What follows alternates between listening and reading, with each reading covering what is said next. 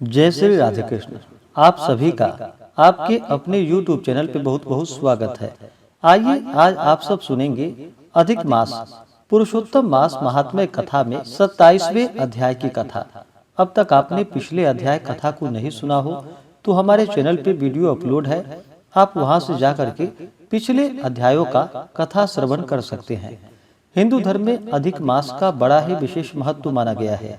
अधिक मास में गंगा स्नान करना, दान पुण्यों का कार्य करना, भगवान विष्णु भगवान श्री कृष्ण का पूजन करना, जितना हो सके पुण्यों का काम करना, यह सब बड़ा ही और अनंत पुण्य फलदायी माना गया है।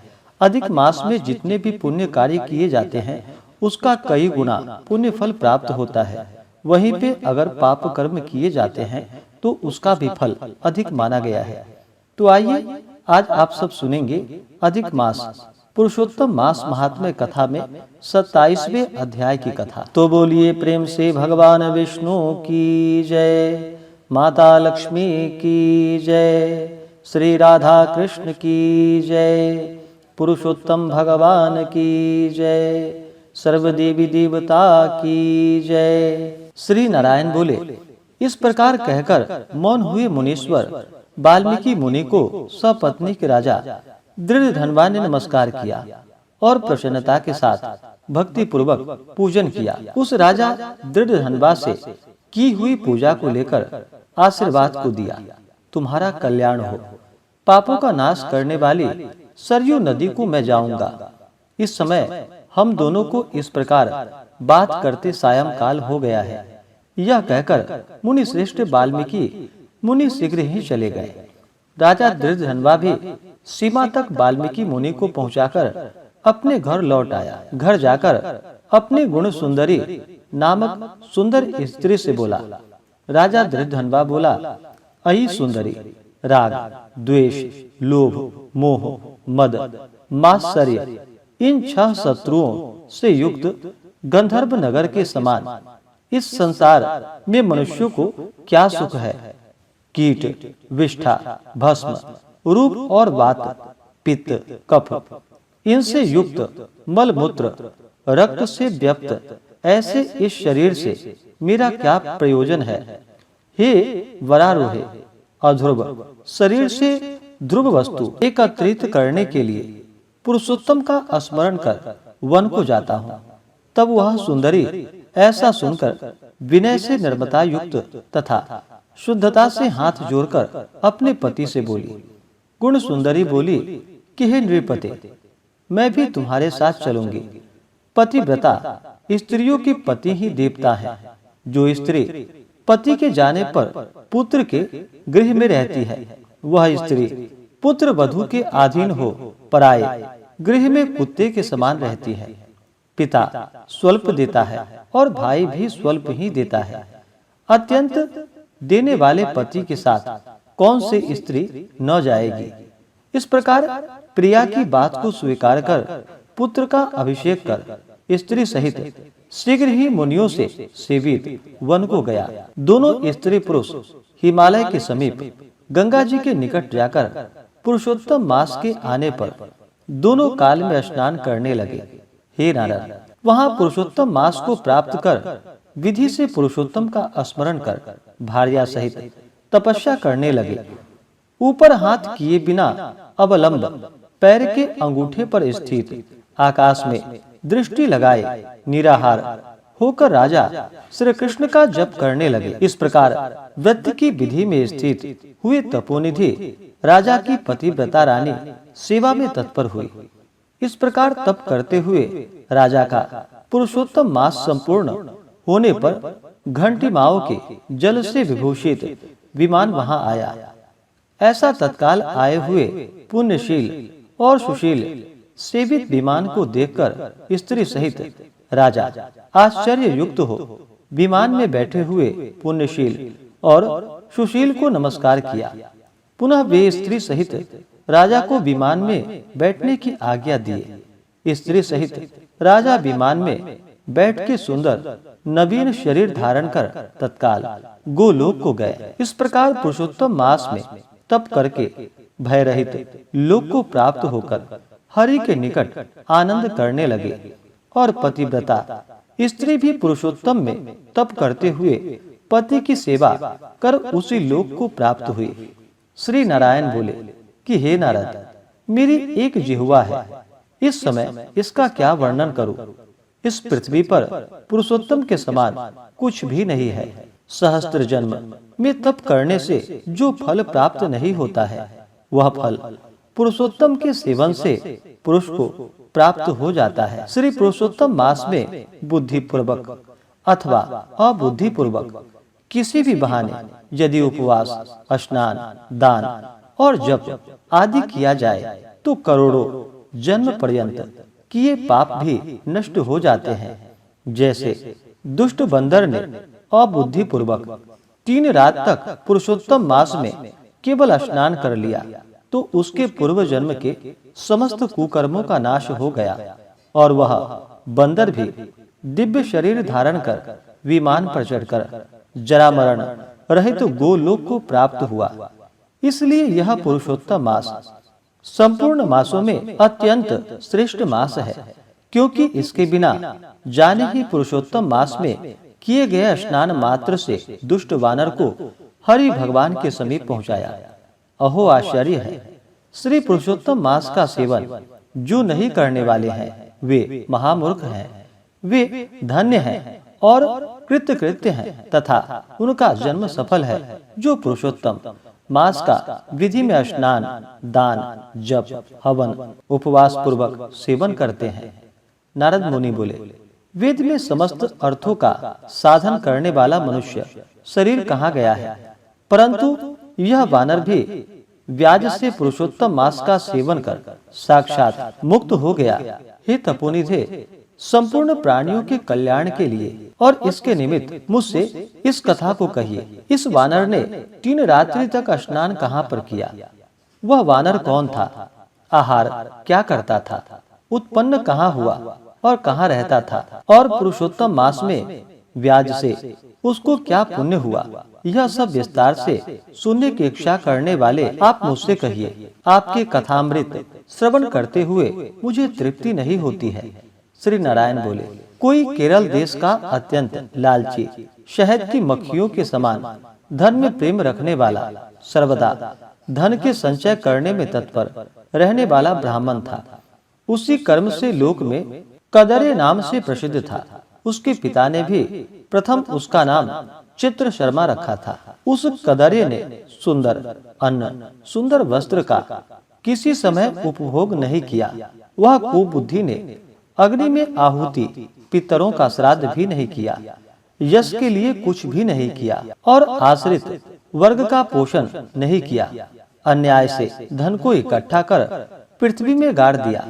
माघ मास में उसने कभी तिल दान नहीं किया, कार्तिक मास में दीप दान और ब्राह्मणों को भोजन नहीं कराया, वैशाख मास में धान्य का दान नहीं किया और व्यतिपात योग में स्वर्ण का दान नहीं किया, वैधृति योग में चांदी का दान नहीं किया और ये सब दान कभी सूर्य संक्रांति काल में भी नहीं दिया।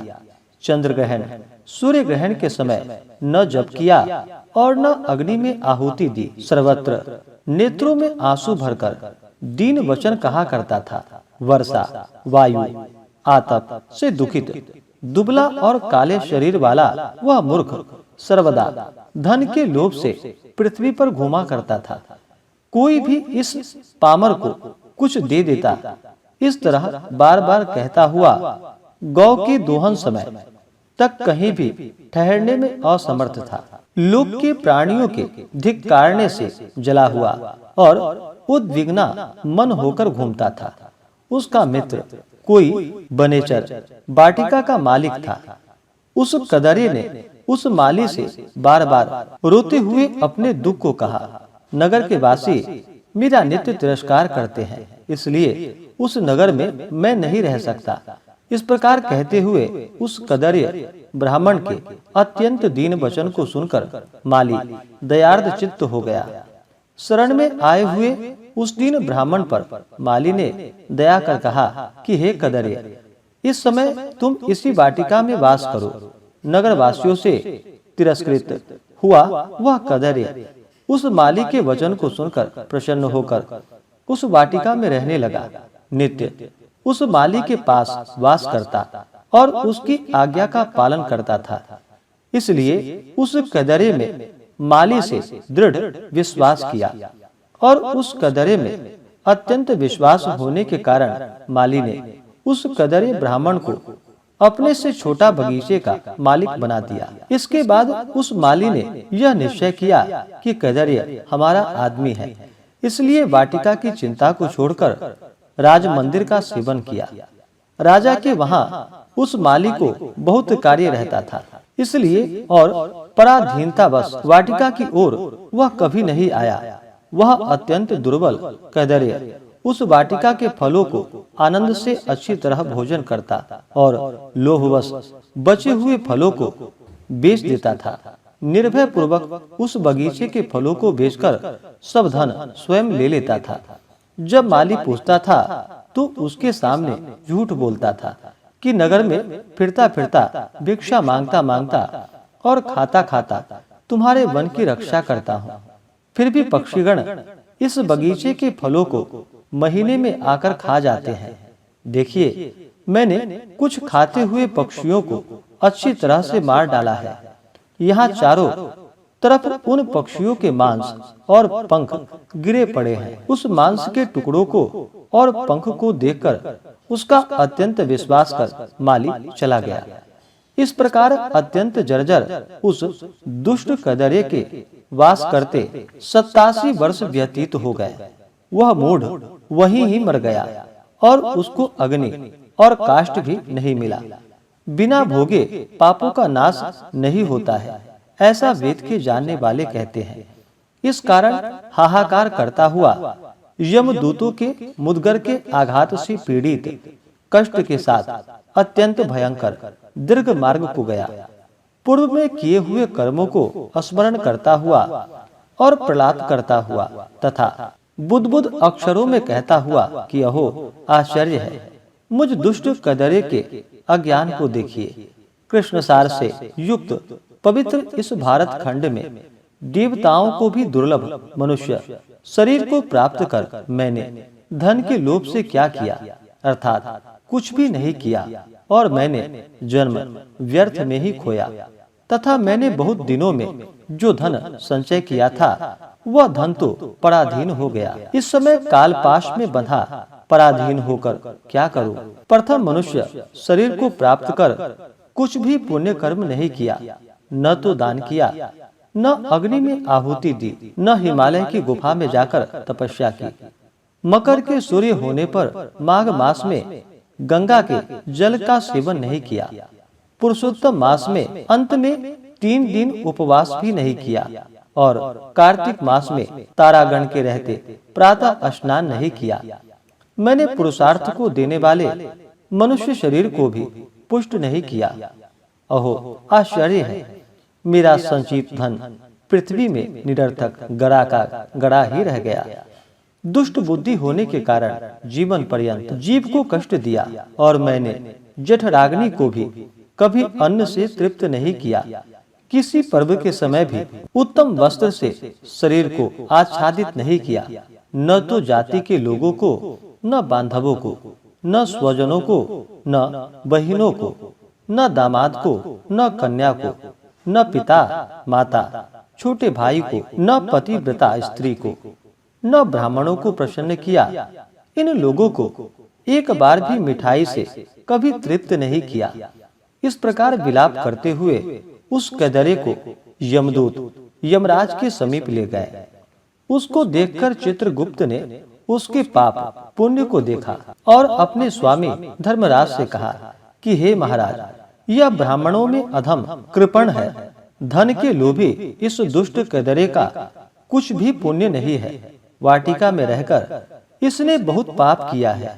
माली का विश्वास पात्र बनकर साक्षात स्वयं फलों को चुराया है और जो पके हुए फल थे उनको खाया और जो खाने से बचे हुए फल थे उनको इस दुष्ट ने धन के लोभ में बेच डाला।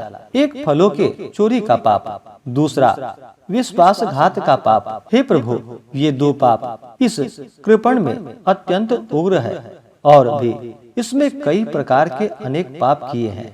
नारद मुनि बोले, इस प्रकार ब्रह्मा के पुत्र चित्रगुप्त के वचन को सुनकर अत्यंत क्रोध से युक्त धर्मराज ने कहा कि यह कदर्य 1000 बार वानर योनि में जाए और विश्वासघात का फल इसके बाद होवेगा।